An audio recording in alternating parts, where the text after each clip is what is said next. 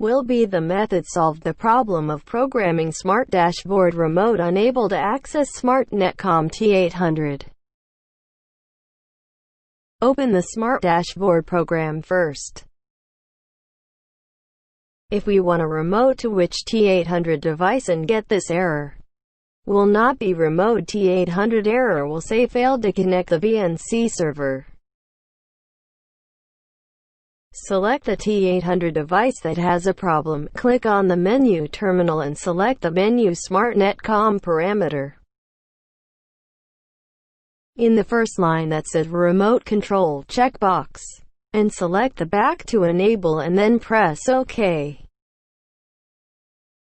The program will instruct T800 to restart in order to turn on the remote function.